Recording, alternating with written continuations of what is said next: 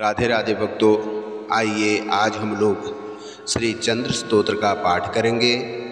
इस स्तोत्र का नित्य ही सुबह शाम पाठ करने से भगवान चंद्रदेव की हमारे ऊपर बड़ी कृपा होती है। जिस व्यक्ति के अंदर ज़्यादा चंचलता हो, जिसके बच्चे चंचल स्वभाव के हों, चंचल प्रवृत्ति के हों, उन्हें विशेषकर इस चंद्र स्तोत्र का पाठ नित्य करना चाहिए। जो पाठ नहीं कर सकता है तो सुबह शाम इस स्तोत्र को श्रवण भी कर ले तो उसका पूर्ण फल प्राप्त होता है। पूर्णमासी और सोमवार को इसका विशेष फल प्राप्त होता है। तो आइए आज हम लोग करेंगे श्री चंद्र स्तोत्र का पाठ। ओम चंद्रमसे नमः। अथ श्री चंद्र स्तोत्रम्। ओम श्वेतांबरः श्वेतवपुः किरीटी श्वेतद्युतिर्दण्डधरो द्विबाहो चंद्रो मृतात्मा वरद शशाङ्कः श्रेयांसि महं प्रददातु देवः। दधीशङ्को तुषाराभं क्षीरोदार्णवसम्भवम् नमामि शशिनं सोमं शम्भोर्मुकुटभूषणम्। शीर्षसिन्धुसमुत्पन्नो रोहिणी सहितः प्रभो हरस्य मुकुटावासः बालचन्द्र नमोऽस्तुते। सुधामया यत्किरणः पोषयन्योषधीवनम् सर्वान् रसहेतुं तं नमामि सिन्धुनन्दनम्। राकेशं तारकेशं च रोहिणी प्रियसुन्दरं ध्यायतां सर्वदोषघ्नं नमामि मिन्दुमुहुर्मुहुः। ॐ श्वेतांबरः श्वेतवपुः किरीटी श्वेतद्युतिर्दण्डधरो द्विबाहो चंद्रो मृतात्मा वरद शशाङ्कः श्रेयांसि महं प्रददातु देवः। दधीशङ्को तुषाराभं क्षीरोदार्णवसम्भवम् नमामि शशिनं सोमं शम्भोर्मुकुटभूषणम्। शीर्षसिन्धुसमुत्पन्नो रोहिणी सहितः प्रभो हरस्य मुकुटावासः बालचन्द्र नमोऽस्तुते। सुधामया यत्किरणः पोषयन्योषधीवनं सर्वान् रसहेतुं तं नमामि सिन्धुनन्दनम्। राकेशं तारकेशं च रोहिणी प्रियसुन्दरं ध्यायतां सर्वदोषघ्नं नमामि मिन्दुमुहुर्मुहुः। ॐ श्वेतांबरः श्वेतवपुः किरीटी श्वेतद्युतिर्दण्डधरो द्विबाहो चंद्रो मृतात्मा वरद शशाङ्कः श्रेयांसि महं प्रददातु देवः। दधीशङ्को तुषाराभं क्षीरोदार्णवसम्भवम् नमामि शशिनं सोमं शम्भोर्मुकुटभूषणम्। शीर्षसिन्धुसमुत्पन्नो रोहिणी सहितः प्रभो हरस्य मुकुटावासः बालचन्द्र नमोऽस्तुते। सुधामया यत्किरणः पोषयन्योषधीवनं सर्वान् रसहेतुं तं नमामि सिन्धुनन्दनम्। राकेशं तारकेशं च रोहिणी प्रियसुन्दरं ध्यायतां सर्वदोषघ्नं नमामि मिन्दुमुहुर्मुहुः। ॐ श्वेतांबरः श्वेताम्बरः श्वेतवपुः किरीटी श्वेतद्युतिर्दण्डधरो द्विबाहो चन्द्रो मृतात्मा वरदः शशाङ्कः श्रेयांसि महं प्रददातु देवः दधीशङ्कतुषाराभं क्षीरोदार्णवसम्भवं नमामि शशिनं सोमं शम्भोर्मुकुटभूषणम् शीर्षसिन्धुसमुत्पन्नो रोहिणी सहितः प्रभो हरस्य मुकुटावासः बालचन्द्र नमोऽस्तु ते सुधामया यत्किरणः पोषयन्योषधीवनं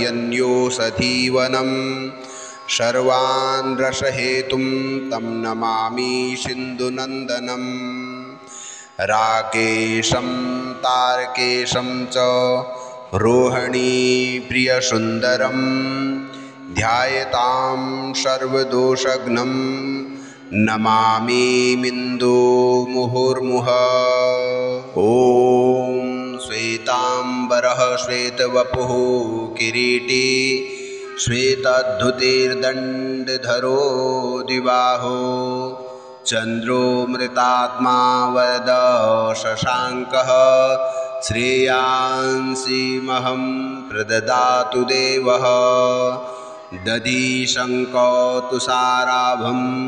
क्षीरोदार्णवसम्भवं नमामि शशिनं सोमं शम्भोर्मुकुटभूषणम् शीर्षसिन्धुसमुत्पन्नो रोहिणी सहितः प्रभो हरस्य मुकुटावासः बालचन्द्र नमोऽस्तु ते सुधामया यत्किरणः पोषयन्योषधीवनं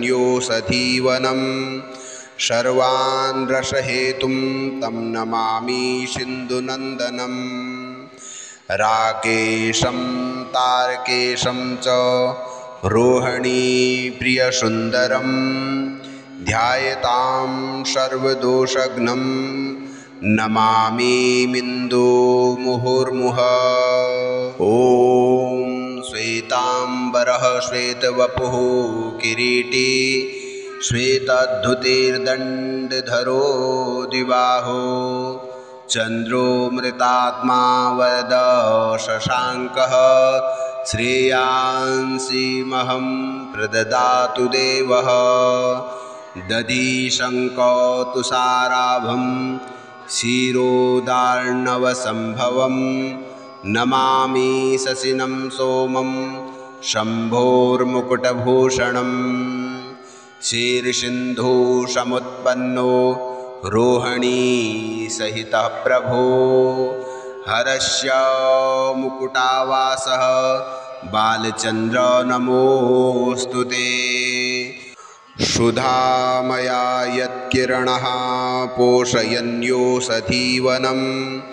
सर्वान् रसहेतुं तं नमामि सिन्धुनन्दनम् राकेशं तारकेशं च रोहिणी प्रियसुन्दरं ध्यायतां सर्वदोषघ्नं नमामि मिन्दुमुहुर्मुहुः ॐ श्वेताम्बरः श्वेतवपुः किरीटी श्वेतद्युतिर्दण्डधरो द्विबाहो चन्द्रो मृतात्मा वरदः शशाङ्कः श्रेयांसि महं प्रददातु देवः दधीशङ्कतुषाराभं क्षीरोदार्णवसम्भवं नमामि शशिनं सोमं शम्भोर्मुकुटभूषणम्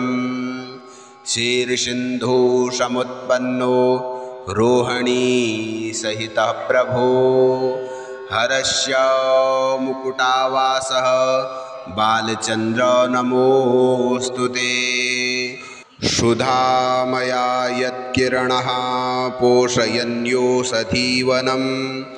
सर्वान् रसहेतुं तं नमामि सिन्धुनन्दनम् राकेशं तारकेशं च रोहिणी प्रियसुन्दरं ध्यायतां सर्वदोषघ्नं नमामिन्दुमुहुर्मुहुः। ॐ श्वेतांबरः श्वेतवपुः किरीटी श्वेतद्युतिर्दण्डधरो द्विबाहो चन्द्रो मृतात्मा वरद शशाङ्कः श्रेयांसि महं प्रददातु देवः। दधिशङ्कतुषाराभं क्षीरोदार्णवसम्भवं नमामि शशिनं सोमं शम्भोर्मुकुटभूषणं। शीर्षसिन्धुसमुत्पन्नो रोहिणी सहितः प्रभो हरस्य मुकुटावासः बालचन्द्र नमोऽस्तु ते। सुधामया यत्किरणः पोषयन्योषधीवनं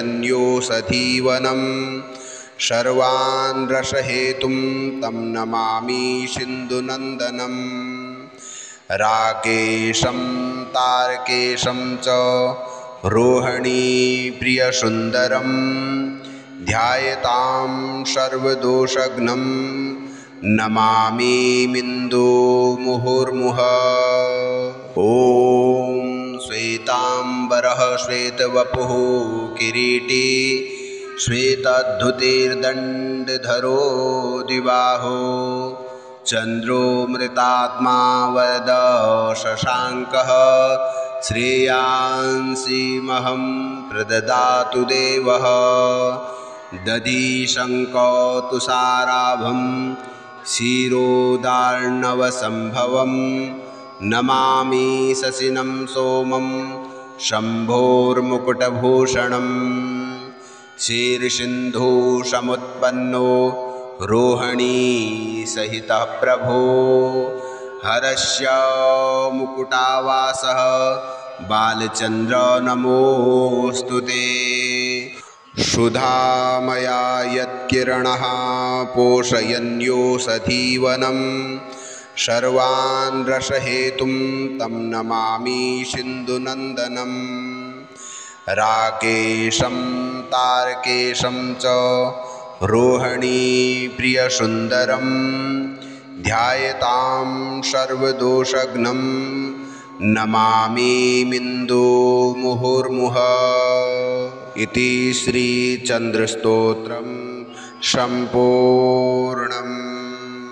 इस प्रकार से जो इस चंद्र स्तोत्र का पाठ करता है अथवा इस स्तोत्र को नित्य ही श्रवण करता है, भगवान चंद्रदेव की कृपा से उसके कुंडली में जो भी चंद्र दोष होता है वो दूर हो जाता है और जीवन में जो चंचलता बनी हुई है वो भी दूर हो जाती है। बोलो चंद्र भगवान की जय।